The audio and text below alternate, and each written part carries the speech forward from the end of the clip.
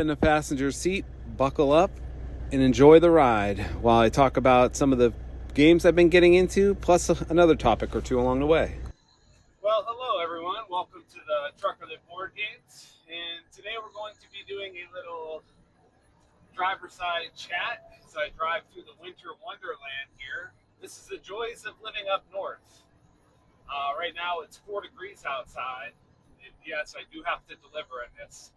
So no matter how much you wear, it doesn't matter. I still feel like it's cold out, especially on my steel toe boots. But anyways, enjoy the drive. This is beautiful right here. We're going to be driving along a riverside, and we're just going to chat about some board game stuff. And with that, I just want to start off with a topic of Glenmore 2, which kind of brings me to this first topic here, which is big boxes for games. I don't know about you guys, but every time anybody gets a big box, I feel like the game comes out less. I don't understand like the psychology behind that, but I feel like it's just too much to bring out. I've got friends who have the Everdell big box. I mean, it's just ridiculous. You can't even put it in a game bag.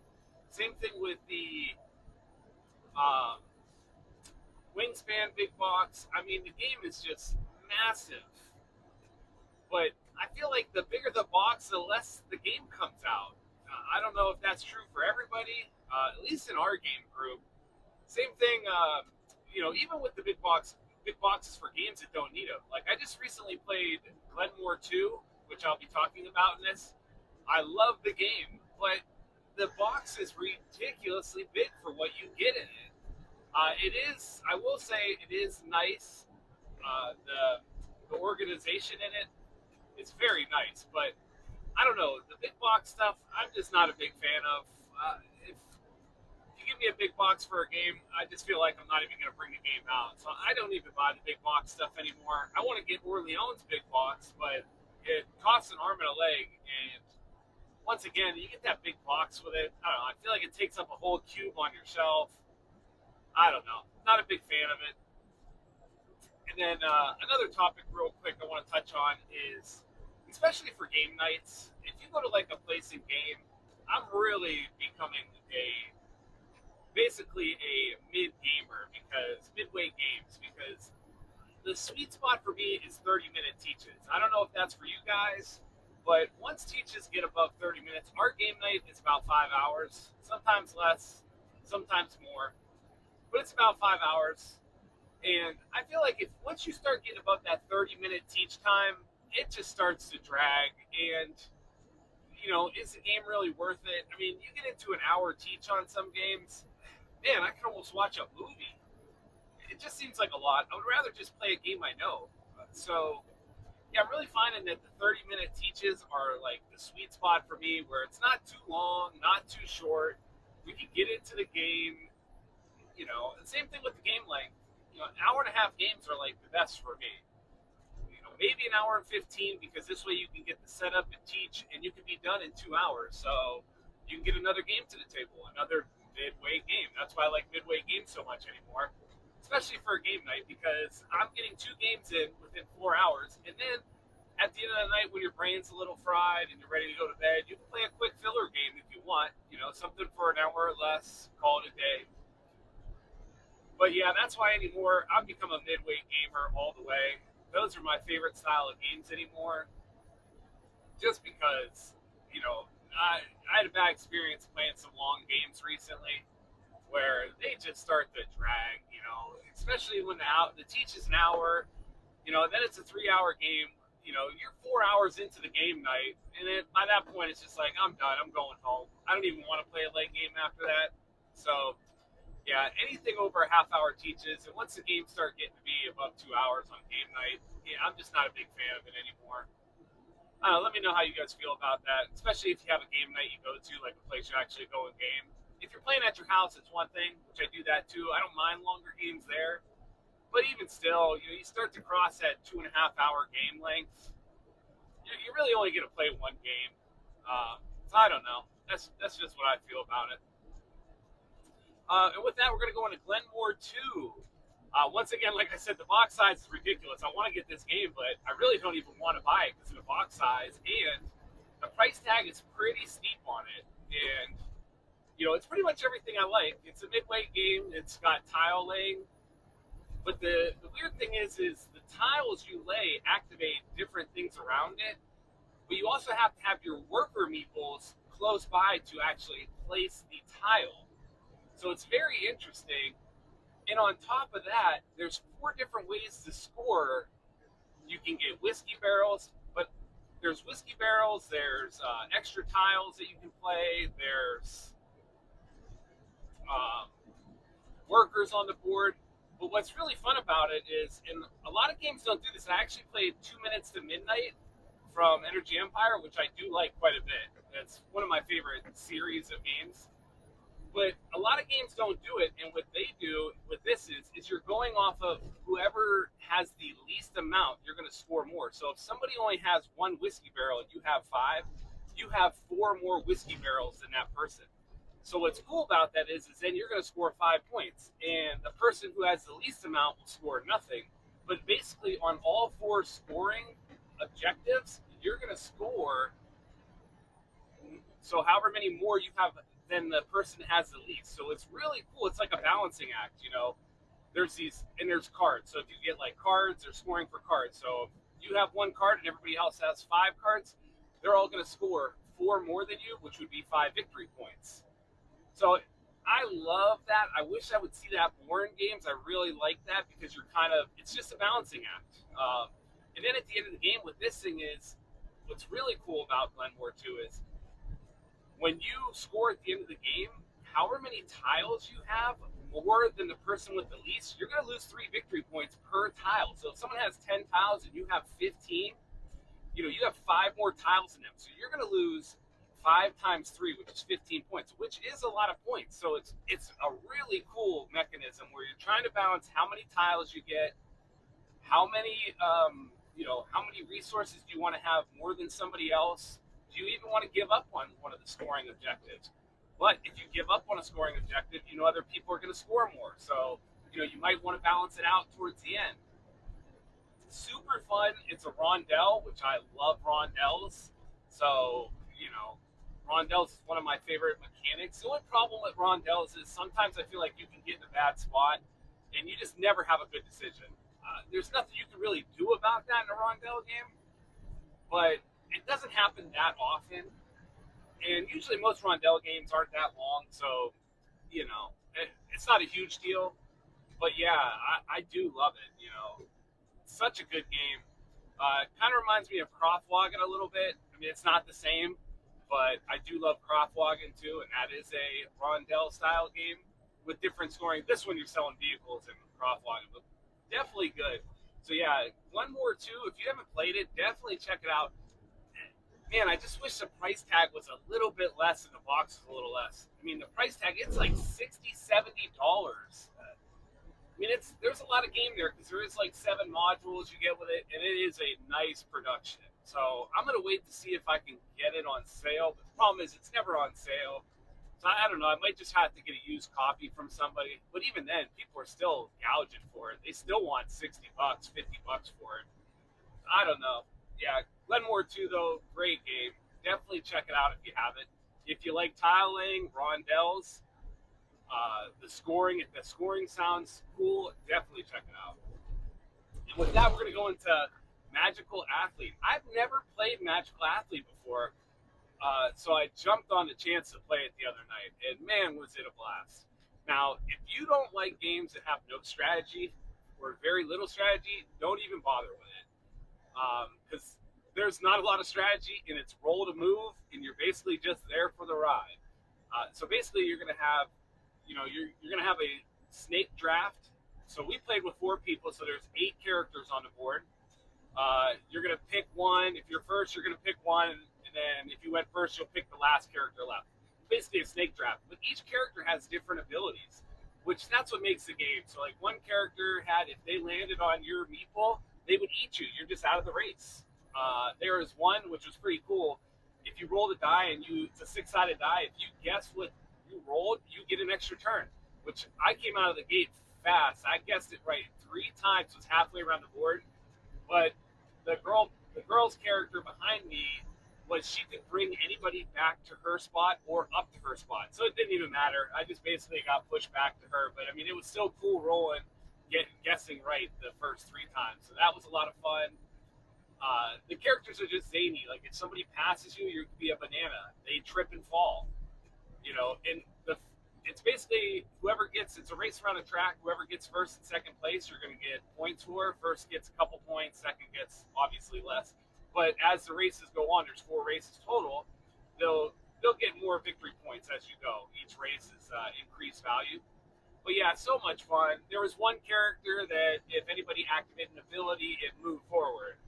There was one that it was a snail, so if it started in the back, you got a victory point. Well, this girl, I had a character that said everybody gets -1 to their rolls, and she had an ability that if she's in the back, she gets a victory point. Well, she stayed in the back most of the game, so she got like 5 victory points, which was more than coming in first place.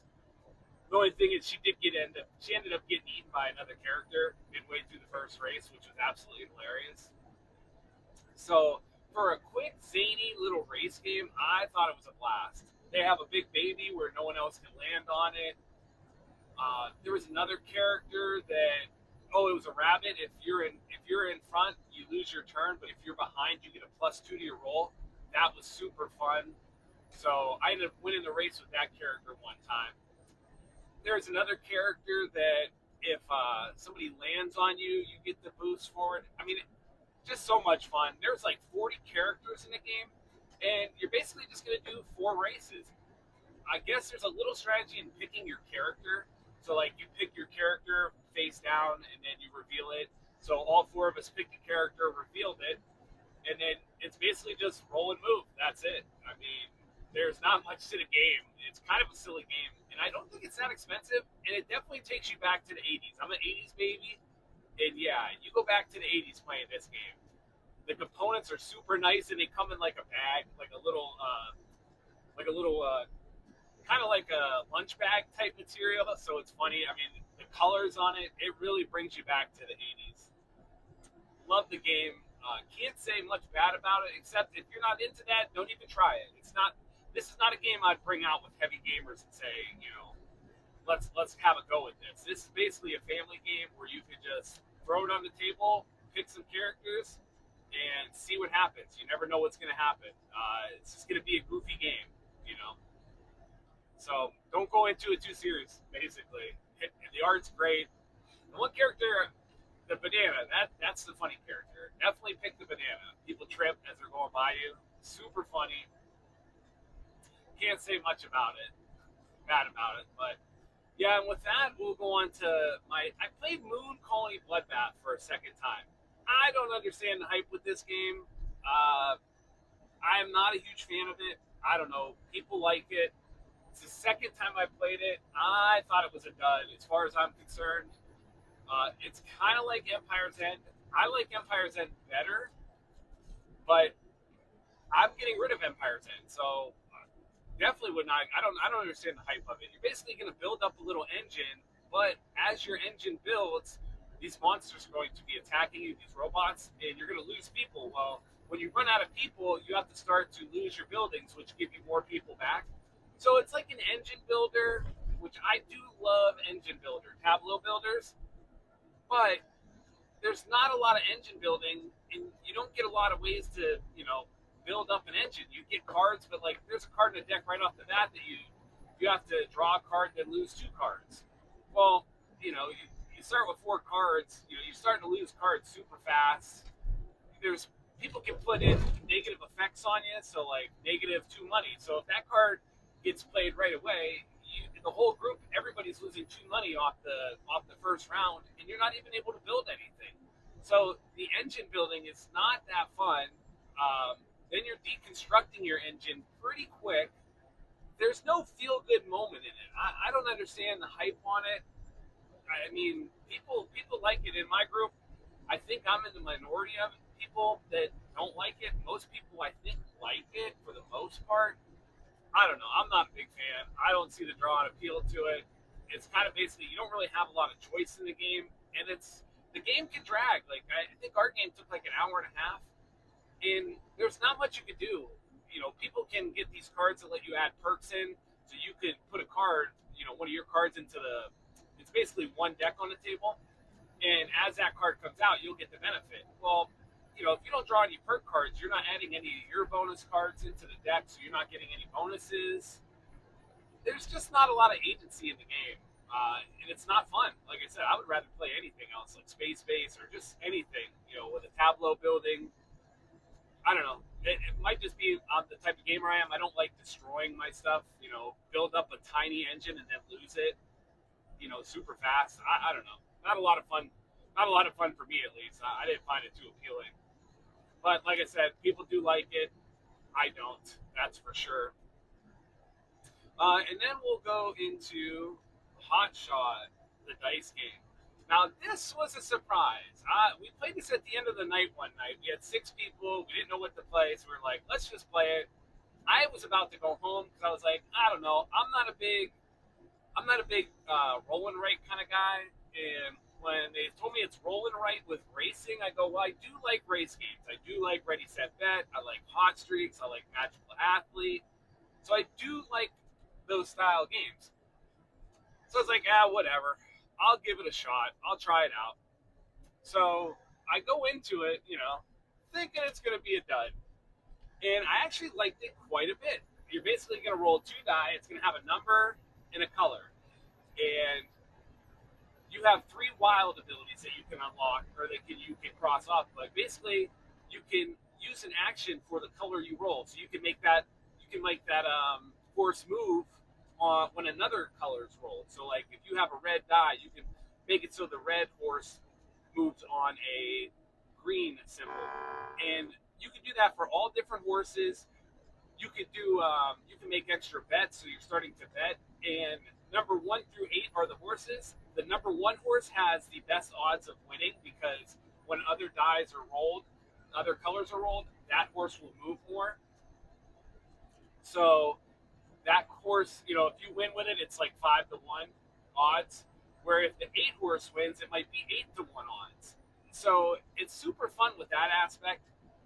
Then you're placing bets on the horses, and basically the first 3 horses that finish, you'll get first, second, and third, which will be different odd prizes. But you can also buy horses that give you silly effects. It's so much fun. You can manipulate the horses by moving horses forward, moving horses backwards. You can make extra bets on horses. It's a silly, fun race game that I was very surprised. In the 8 horses are randomized in the beginning, so there's different horses with different horsepowers. But yeah, for a roll and write game that I'm not a huge fan of roll and writes, it might be my favorite one. A flip and write that I do like is the Merchants or the Guild Merchants of Explorers. I do like that. That's a flip and write. And then the other one I like is probably Cartographers. But other than that, every time I play flip and writes, I'm always kind of like a roll and write. It's basically the same thing. I'm always like, I don't know. Not a huge fan of them, I guess. So, but yeah, Hot Shot the dice game. I mean, it was so much fun. And then the last one I want to talk about is Reef Project. Reef Project's always a blast. I always love playing Reef Project. I love area control. I love building up a little engine with your crew. The theme is whatever. You're putting little reef balls in. It's a good theme. You're helping rebuild the coral reef. So it's a nice little theme. I mean, the theme really does mean nothing in it. But, I mean, it is so much fun. I had an okay game of it. I didn't do so well, but I still had fun playing. So, yeah, I really can't complain. Definitely check out Reef Project. There is nobody that talks about the game. You can get it fairly cheap too. I think I got mine for like $35, and it's one of my top games. It's up there. It's probably top 5 for me overall. SETI just boosted up the list crazy fast. SETI's definitely getting up there to be one of my favorites. And the other one, actually, throw a little bonus one in there. I played Antiquano today, and yesterday, and man, that game was good. It is the game that came after Orleans, so it's a bag builder. Except with Orleans, you put all your tokens back in the bag right away. With Altiplano, they go on the board and then they go into like a little discard pile. So it's kind of like a deck builder, except you're using little chits. And it's basically just like Orleans. You're going to be buying, you're going to be getting other tiles to put in the bag and drawing out so many. Except I would say it's a little bit longer of a game for sure, a little bit more complex of a game, but I think I like it just as much as Orleans. So I think I need to add that to the collection. The thing is, it's out of print right now, so it's kind of hard to find. But yeah, I'm definitely going to be keeping an eye out for it because it was so much fun. This one you can make, there's different areas, and as you move your worker along the board, that's where you take the action spot. So you're getting food and gems, you're selling stuff, you're building houses that give you bonus scoring.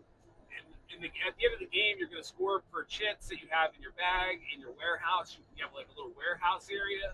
And if you fill up the warehouse, you get points. It's definitely harder than Orleans. I will say that. It's heavier and it's a slower start. So if you like Orleans and you don't mind that, you don't mind it being a little bit more complex, a little bit slower start, I would definitely check it out because I had a blast with it. And that's a game where I never see it get played. I never hear anybody talk about it, yeah, at all. So I don't know why. I don't know if it just kind of slipped under the radar there. But yeah, it's definitely a good one. I'm definitely gonna have to look into scooping it up. But I'm not gonna pay $60 for a used copy. That's kind of crazy. And it's the same thing with Orleans. Man, my buddy has the updated chits, the acrylic ones. Oh man, I feel like it's a must. I feel like you need them. Just like in Orleans, I play with the cardboard ones. It doesn't bother me. I'm not bougie like that. But man, playing with the upgraded bits is so nice. Pulling them out, just like quacks. I have the cardboard chits and quacks. It's fine. But when you go and play with the upgraded ones from BGG, oh man, it definitely does make the experience better. It's kind of silly to say that the game gets better with, the chits being a little bit nicer. But it just feels so much better digging out of the bag. I feel like when you dig out with the cardboard tokens, sometimes the cardboard tokens, I don't know, it could just be me. I feel like I get better draws when they have the acrylic tiles because I feel like you can mix things up better. Sometimes in the bag with the cardboard ones, sometimes they get stuck in the corner. Sometimes they kind of stick together. Especially when I'm pretty on it with people eating while playing my games. I'm not letting you eat Cheetos and then play my bag builder. That's for sure. But you have some people that are eating some food here and there, or don't have clean hands, and then they touch your cardboard tokens. It's kind of a bummer. The acrylic ones are at least nice. You can wipe them off or whatever. But the cardboard ones, once they get kind of dingy, it's kind of gross. That's just me. But yeah, definitely check it out. I mean, at least play it once, see if you like it. If you like Orleans, I think you'll definitely like it. It just depends on which one you like better. I know people, they like Orleans better because it's faster. It don't matter to me. I think if I want a heavier game, that's the one I'm going to play. I mean, I still love Orleans, so it doesn't really matter. Orleans is one of my favorite games too, so yeah, definitely check out Antipado. Great game. I haven't played it with the expansion. I'm looking to get the expansion played. I don't think it needs an expansion, though, so I don't really know. I'm kind of torn. I'm not a big expansion person either. I feel like once you start adding expansions to the game, too, it kind of bogs it down, especially for teaching new people to the game. And that's not even a big problem. I just hate, like I have Clank and Space. Well, the expansion, it doesn't even have like a number on it or nothing. So if you want to take the expansion out, it's such a pain to find the cards, to take them out. That's how I feel with most expansions. If I want to play with a group of new people, do I really want to take the expansion out? Not really, but I do because it's just easier to get to the table especially on their first play. But then you got to sort through everything, and then when you pack it back up, you put the expansion back in or not. I don't know. That's just me though. But with that, yeah, I'll leave it there. Let me know what you think, especially about Antipano if you played that, because I don't hear anybody talk about it. I don't even know anybody that really has it. I've only seen it played once, and then that's how I heard about it. So I asked to play it. But yeah, definitely check that one out. But yeah, let me know what you think. Thanks. Hey, I really appreciate you watching. Thanks, and subscribe.